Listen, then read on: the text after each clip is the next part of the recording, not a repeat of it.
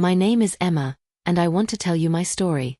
It is a story of love, mistakes, and hope. I was a quiet child. I didn't talk much and didn't have many friends. My parents were very strict. They said, no playing, no friends, no hobbies. I stayed at home all day. I wanted to play with other kids, but my parents said, stay inside. I didn't go to kindergarten. When I started school, I was scared. I asked myself, how will I talk to other kids? But soon, I made some friends. I stayed quiet at school. I told myself, be quiet, be safe. I wanted to join art classes and sports. I loved drawing, but my parents said, no. Focus on your studies. Art is not important. After school, I went to college. I met a boy named Ryan. He was tall and funny, and he made me laugh. He said, you are so beautiful. I felt special when I was with him. We talked for hours. He told me, you are my best friend. I wanted to study and get a good job, but Ryan didn't like that. He said, why do you need a degree? You can marry me. I was 18 years old. I was in love. I thought Ryan would take care of me. He asked me to marry him. He said, let's start a family.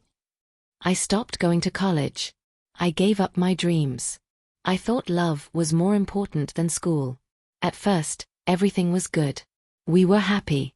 We had a daughter, and her name was Lily. She was small and sweet. But things started to change. Ryan told me, you can't wear those clothes. He didn't like my tattoos or short hair. He said, change your style. I stopped meeting my friends. Ryan said, you don't need them. Stay home with Lily. Ryan started coming home late. He said, I was with my friends. I felt lonely. I wanted to talk to him, but he didn't listen. One night, he got angry. He shouted at me. He said, you are not a good wife. I cried. One day, Ryan hit me. I couldn't believe it. I cried all night. I wanted to leave, but I was scared. I went to my parents. I said, please help me. But they said, you are married. Stay with your husband. I went back to Ryan. I told myself things would get better. I got pregnant again. This time, I had a son. His name was Jake. He looked just like me. I loved him so much. Ryan didn't come to the hospital. When I came home, he said, why are you here so soon? I felt hurt. Ryan had a girlfriend. He didn't hide it. He told me, she loves me more than you. I felt small and unimportant. I wanted to leave, but I didn't know how. I had no money. I had 2 children to care for. One day, Ryan joined the army. He left me with the kids. He said, you can manage. I cried every day. My father died during this time. My mother moved to another country. I was alone. Ryan called me from the army. He said, I found someone new. I couldn't believe it. I asked why. He said, I am happier with her. 3 months later, Ryan called again. He said, I made a mistake. Please take me back. I still loved him. I said okay. We tried to fix our marriage, but Ryan didn't change. He still hurt me with his words. Now, we have been married for 16 years. Ryan tries to be better, but he still hurts me with his words. I often think about my life. Why did I forgive him so many times? Why did I stay?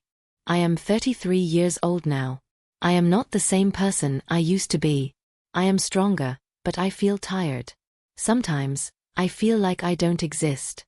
I want to believe in a better life. I want to find happiness for myself and my children. Every morning, I wake up early. I look at my children. They are my reason to keep going. Lily is 8 years old now. She loves drawing and singing.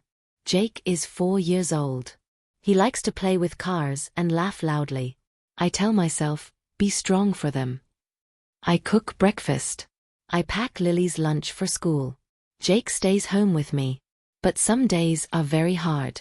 I feel tired. I feel sad. I ask myself, how did my life become like this? One day, my neighbor knocked on my door. Her name is Sarah. She smiled and said, "Hi Emma. Do you want to come over for tea?" I wanted to say no. I was scared Ryan would get angry.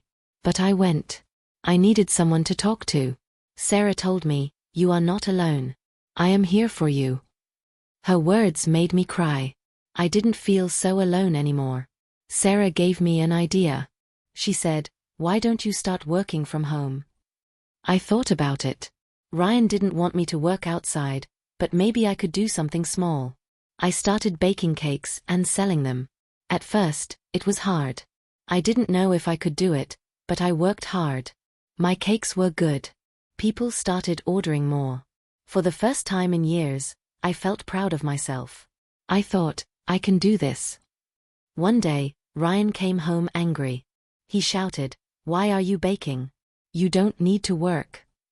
I looked at him and said, "I need to do this for me and for the kids. I will not stop." Ryan was shocked. He didn't say anything.